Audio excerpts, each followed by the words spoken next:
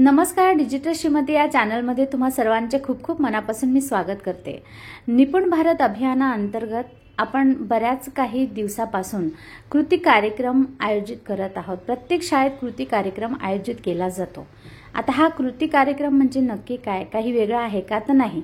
आपण ते राबवत आलेलो आहोत की आपल्या परीक्षा झाल्या की परीक्षेमध्ये जे विद्यार्थी त्या क्षमता प्राप्त करू शकत नाहीत, जे मागे आहेत थोडे, तर त्यांच्यासाठी आपण काय उपाययोजना करतो, त्यासाठी एक कृती आराखडा आपण तयार करतो की किती दिवसांमध्ये कोणती क्षमता त्याला प्राप्त होणार आहे किंवा होईलच. तर अशा प्रकारे जे नियोजन असते त्यालाच कृती कार्यक्रम असं म्हटलं गेलेलं आहे. आता हा जो कृती कार्यक्रम आहे, शासनाचं ध्येय धोरण आहे की 2026-27 पर्यंत पायाभूत साक्षरता आणि संख्याज्ञान हे 100% पूर्ण असलं पाहिजे.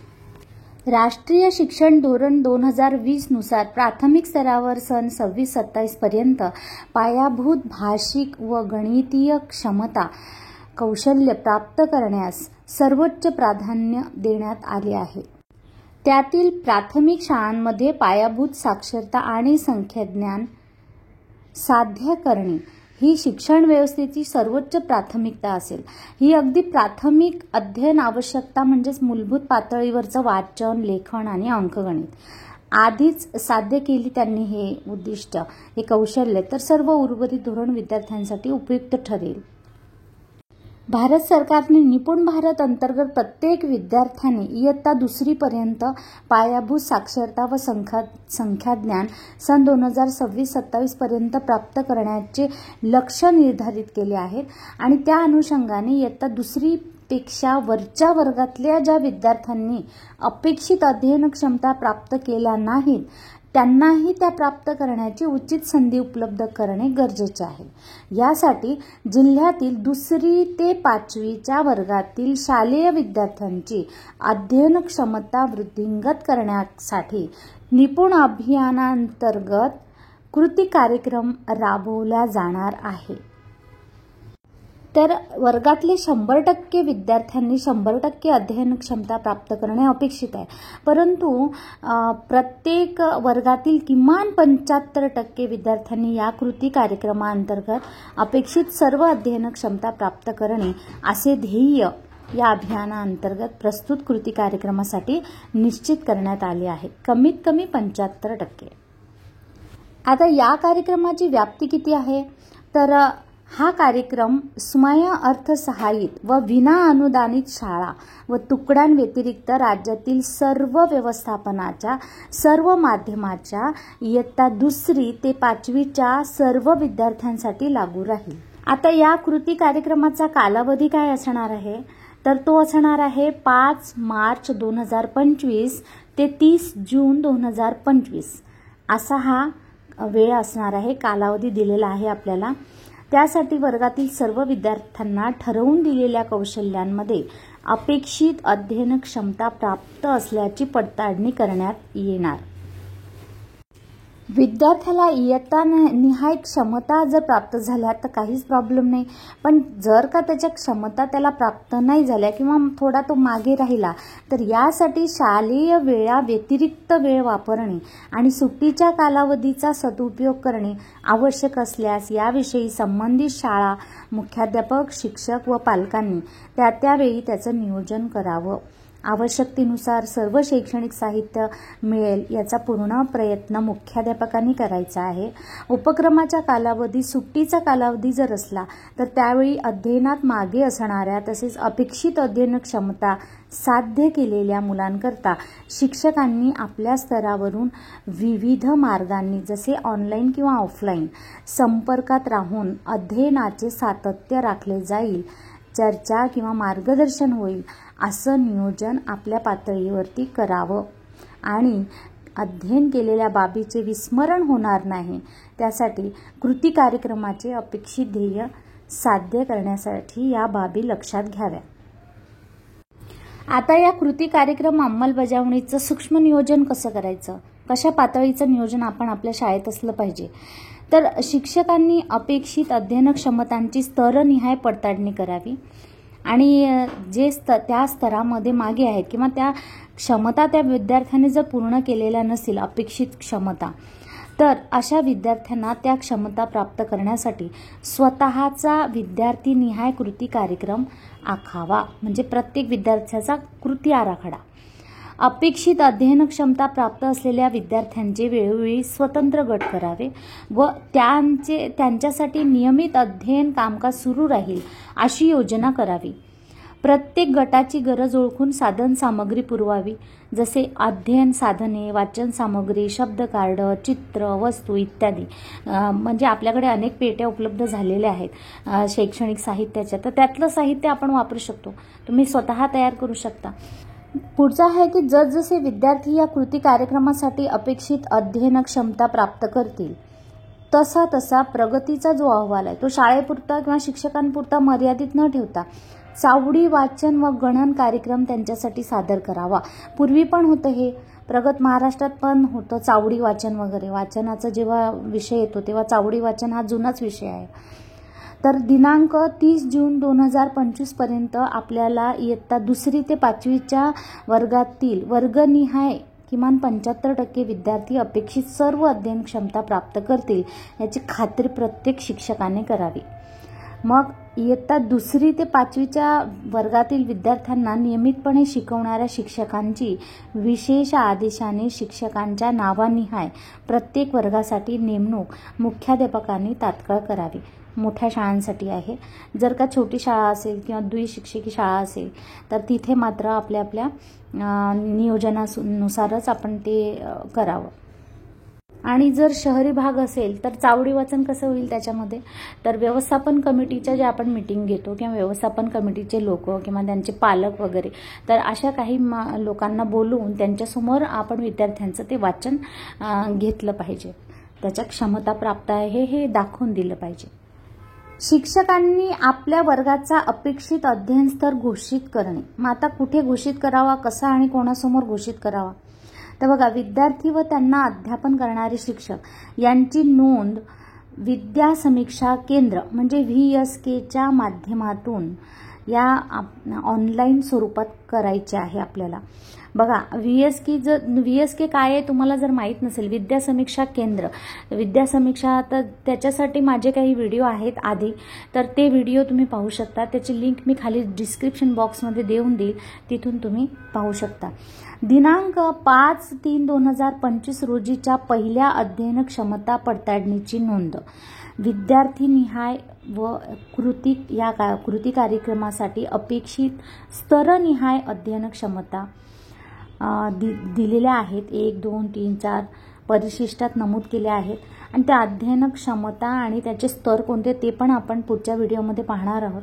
तर नंतर विद्या समीक्षा केंद्राच्या माध्यमातून देण्यात आलेल्या संकेतस्थळावरती म्हणजे चॅटबोटवर त्याची नोंद करावी. ॲप आहे चॅटबोट, त्याच्यावर आपण ती नोंद करायची आहे. दिनांक 30 जून 2025 पर्यंत या कृती कार्यक्रमाअंतर्गत ज्या विद्यार्थ्यांचा अपेक्षित अंतिम अध्ययन स्तर प्राप्त झाला आहे त्याची या विषयांची नोंद झाल्यावर आणखी काही नोंद करण्याची आवश्यकता नाही. म्हणजे जसं विद्यार्थ्याला ती क्षमता प्राप्त झाली की आपला तिथला त्याचा कार्यक्रम संपला. तर जे मागे राहता कामा नये, शासनाचा एवढाच उद्देश आहे. ज्या विद्यार्थ्यांना अपेक्षित अंतिम अध्ययन स्तर प्राप्त झाला नाही त्या विद्यार्थ्यांच्या नोंदी पुढील तारखांना परत आपल्याला चॅटबोटवर करायच्या आहेत. तर त्या तारखा कोणत्या आहेत? 20 मार्च 2025, 5 एप्रिल 2025, 20 एप्रिल 2025, 5 मे 2025, 20 मे 2025, 15 जून 2025 आणि 30 जून 2025 अशा ह्या तारखा आहेत. पुढचा मुद्दा आहे की विद्या समीक्षा केंद्राच्या माध्यमातून देण्यात आलेल्या या संकेतस्थळावर म्हणजे चॅटबोटवर कृती कार्यक्रमाचे उद्दिष्ट साध्य झाल्याचे आपण घोषित करायचे आहे. मे महिन्यामध्ये सुट्ट्या मिळाव्यात यासाठी एप्रिल महिन्यातच घाई करून आधीच घोषित करू नका असं त्यांचं म्हणणं आहे. किंवा एखादा घोषित केल्यानंतर असा विद्यार्थी पुन्हा मागच्या टप्प्यावरती येणार नाही याची दक्षता घ्यावी. की आपण घाईघाईमध्ये किंवा म्हणजे आपल्या अनावधानाने म्हणा किंवा एखादा विद्यार्थी की त्यावेळेस तर मी त्याला असं घोषित करून टाकलं की हा याला येतं आहे, याच्या सगळ्या क्षमता प्राप्त आहे, आणि पुन्हा मग काही दिवसानंतर जर का काही त्यांचे जे मंडळ आलं चेक करणार किंवा त्यांच्या निदर्शनास आलं की हा विद्यार्थी नाही, तर त्याला मागच्या टप्प्यावर परत टाकता येणार नाही. त्यामुळे घाई करू नका आणि हे सगळं काम व्यवस्थित आरामशीर आणि अगदी चोखपणे करा. आता पुढचा मुद्दा आहे अंतिम मूल्यांकन. तर अंतिम मूल्यांकनामध्ये काय आहे, तर त्यांची जी पर्यवेक्षकीय यंत्रणा आहे ती त्वरित भेट देऊन विद्यार्थी, शिक्षक व शाळेचे कौतुक करण्यात यावे.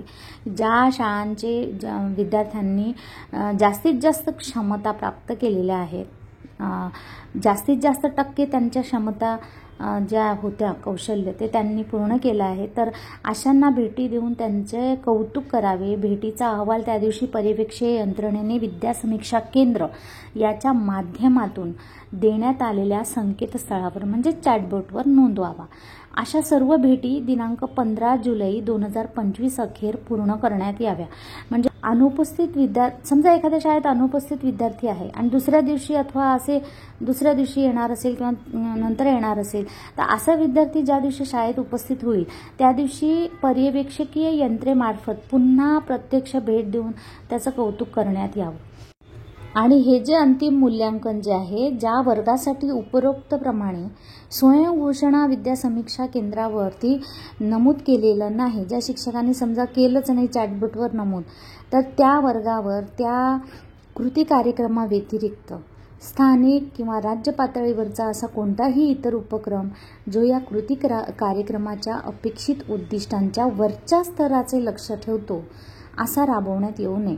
म्हणजे त्यांचं म्हणणं आहे की एक एक टप्पा पूर्ण करा. आधी हे जे सांगितलेले ध्येय उद्दिष्ट जे आहे मुलांसाठीची क्षमता त्याआधी पूर्ण करून त्या चॅटबोटवर नोंदवणे आवश्यक आहे.